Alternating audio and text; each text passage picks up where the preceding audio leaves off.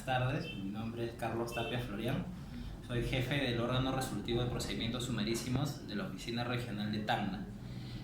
La función a la que me dedico es tramitar las denuncias de los consumidores que tienen incidencia tanto en el departamento de Tacna como en el departamento de Moquegua. Esa es la competencia que tiene esta oficina. En cuanto a los temas que ustedes han solicitado, es sobre contratos y métodos comerciales abusivos. Hay que tener en claro que, haciendo una pequeña descripción de los contratos, esto no necesariamente se tiene que tomar como las características comunes de lo que normalmente sabemos de contratos como el Código Civil, porque acá las partes son completamente distintas, ¿no? En un contrato de consumo, las partes es un consumidor y un proveedor, que de por medio hay una contraprestación, es decir, el pago de algo, y para la adquisición o disfrute de un producto o un servicio, ¿no? Por otro lado, también a diferencia de otros contratos, existen contratos ya aprobados administrativamente, por decir los contratos que tenemos o contratos de adhesión que tenemos con los bancos, con las aseguradoras. Entonces, donde simplemente se tiene que, ya están aprobados administrativamente por la entidad que corresponde y prácticamente se tiene que el consumidor regir a las cláusulas que están establecidas, ¿no? Se supone que esos contratos han sido debidamente verificados para que no afecten ningún tipo de derecho de los consumidores. Por otro lado, el otro tema que ustedes han tocado es los métodos comerciales abusivos. El código establece 3 capítulos, ¿no? El métodos comerciales coercitivos es uno. Hay que tener en cuenta que los métodos comerciales coercitivos se aplican durante o al momento de la contratación de un producto o un servicio, ¿ya? Por otro lado, también tenemos lo que es métodos comerciales agresivos o engañosos. Estos se producen antes, por decir, a través de una llamada, a través de una publicidad engañosa, etc. Hasta ahí no hay un contrato físicamente o virtualmente realizado, pero los proveedores utilizan ciertos mecanismos para confundir al consumidor y puedan lograr esa contratación, ¿no? Finalmente hay los métodos abusivos de cobro, ¿no? Que esto es posterior, ¿no? Esto es posterior, y acá lo que se va a ver o regular es el comportamiento del proveedor frente a una obligación que tiene el consumidor. Es decir, nosotros también protegemos el actuar posterior a un contrato o hasta una posible demora que pueda tener un consumidor. Entonces tenemos que nosotros verificar que el proveedor vaya actuando de manera diligente, ¿no? Entonces hay que ver que ese capítulo regula el comportamiento de los proveedores antes del contrato, durante el contrato y posterior al contrato, ¿ya? Ahora sí me pueden indicar sus preguntas para yo contestar. La primera pregunta del grupo es: ¿qué puede hacer un consumidor al verse afectado por la publicidad engañosa? ¿Y cuál sería un ejemplo de ello? Ya.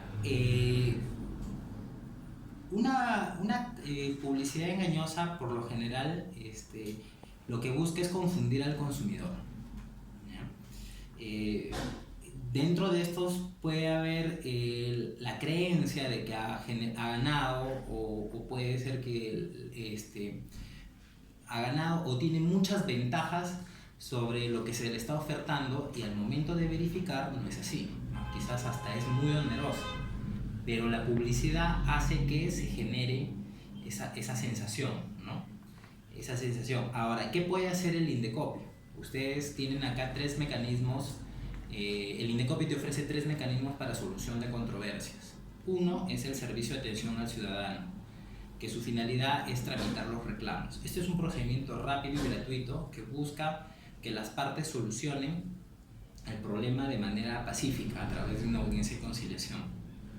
Otro mecanismo parecido que se está implementando, ya está implementado en la sede central, pero se va a ir implementando con el tiempo en las demás oficinas regionales, es el arbitraje de consumo, ¿ya?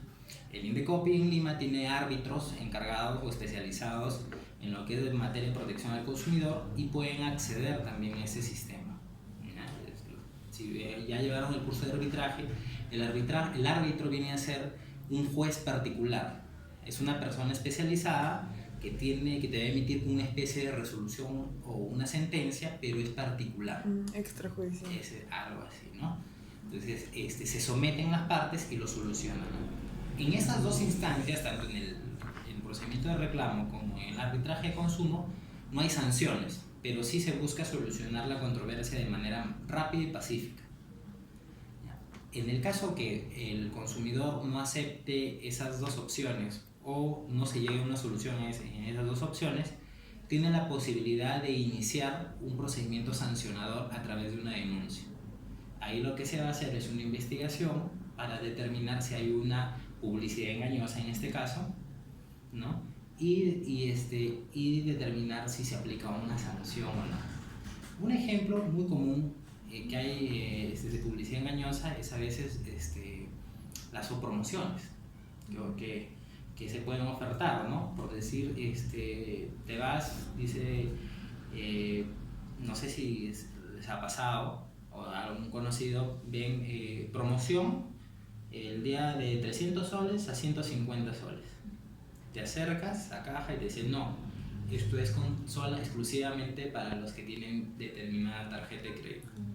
¿Ya? Pero en la publicidad no te dice eso. Entonces, eso sí es una publicidad engañosa. ¿Ya? ¿Y por qué se basa la publicidad engañosa? Es la información también que tiene que dar correctamente el consumidor, el proveedor. Entonces, regresando a los procedimientos que tenemos, en lo que es procedimientos sancionadores, al final se aplica una sanción, que es una multa, y también se ordena una medida correctiva. Por otro lado, independientemente de los procedimientos que tenemos en el Indecopi, también ustedes tienen la opción de acceder al libro de reclamaciones, ¿no? Que es un procedimiento que es una obligación que tiene el proveedor para poder solucionar sus reclamos de manera directa. ¿No?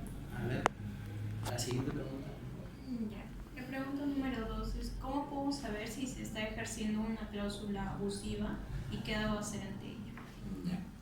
En el código te establece también las características de las cláusulas abusivas. Si nos vamos a ver, por decir, una característica es que te restringes derechos en una cláusula abusiva que puede haber en un contrato, ¿no? Te restringe o te genera alguna situación muy onerosa, o te puede poner una condición para que pueda brindarse el servicio. Un ejemplo para que puedan entender de una cláusula abusiva es que, por decir, en un contrato de un inmueble, supongamos, si es que el consumidor se retrasa en sus pagos, está obligado a pagar tanto de tasa de interés, bueno, o penalidad, por decir. Y por otro lado dice, si el proveedor se incumple con su servicio, no está obligado a devolverle el dinero. Esa es una cláusula abusiva porque de por sí lo está poniendo en desventaja al consumidor y le está generando un perjuicio económico, ¿no? Ya, vamos a la siguiente pregunta. Ya. Respecto a las cláusulas abusivas, ¿cuáles son más frecuentes? ¿Cuáles han sido denunciadas de forma frecuentemente? Ya, justo lo que te estaba explicando, una de las cláusulas abusivas más denunciadas frecuentemente son las que restringen cierto derecho, ¿no? Restringen cierto derecho, o también, por decir, no solamente con el tema de que les indiqué, sino también hay la posibilidad de desistirse del servicio que contratan, ¿no? Por decir, te pueden colocar ante un incumplimiento que pueda ser por parte del proveedor, igual tienes que mantenerte vigente con ese contrato. Pero yo, ¿sabes qué? No se han satisfacido mis expectativas, entonces yo ya no quiero ese producto o servicio. No, pero mi contrato dice que no te puedes afiliar de aquí hasta 2 años, ¿no? Entonces, normalmente hay esas cláusulas abusivas que son las que más frecuentemente se denuncian. La siguiente pregunta es: ¿cuál es el método de venta engañoso que más se denuncia en Indecopi y cuáles son las medidas que se toman? No sé si ustedes han visto una noticia recientemente que el Indecopi ha multado a unas agencias de viajes Sí. ¿no? Ya. Por lo general, estos son uno de los métodos engañosos que más se denuncian, ¿no? Sobre las agencias de viajes que generan una expectativa o al consumidor le generan una expectativa de haber ganado o haber ganado un beneficio o haber tenido un beneficio muy bueno, podríamos decir, ¿no? Sin embargo, al momento de contratar, se da cuenta que no es así, al contrario, es muy caro, ¿no? Y esto normalmente se ve en las agencias de viajes, ¿no? Cuando se ofrecen los paquetes. ¿Cómo ves? Te ofrecen un montón de cosas, te dicen tienes membresías, pero cuando tú cotizas de manera particular, te das cuenta de que más caro te salió haberte contratado con esas personas que haberlo realizado de manera muy independiente, ¿no? Entonces, ahí eso es un método comercial engañoso porque te están ofreciendo algo dándote a entender que es mucho más ventajoso que irte y contratarlo de manera personal, ¿no? Y bueno, como última pregunta sería, ¿cuál es el procedimiento a seguir si un deudor llega a sufrir algún método abusivo de cobranza? Ya. El código establece cuáles son las posibles métodos abusivos de cobranza, ¿no? Por decir, generar o enviar notificaciones que tengan forma de notificaciones judiciales, ¿no? Quizás llamarte en horas que no son las permitidas, que son entre las 8 de la noche, durante la noche hasta antes de las 7 de la mañana, ¿no? También puede ser que te apeguen afiches de deudores en la calle, notifiquen a terceros, ¿no? Con la deuda, vayan y te busquen a tu centro de trabajo y te realicen esos cobros, entre otros que lo establece el código. Como les indiqué anteriormente, los mecanismos son los mismos, ¿no? Uno puede acercarse ante esta afectación de su derecho, es acercarse al Indecopi y tienen un mecanismo de presentar el reclamo, el arbitraje de consumo o presentar una denuncia ante los órganos resolutivos y los cuales ya se va a iniciar un procedimiento sancionador, ¿no? Eso sería todo. Muchísimas gracias.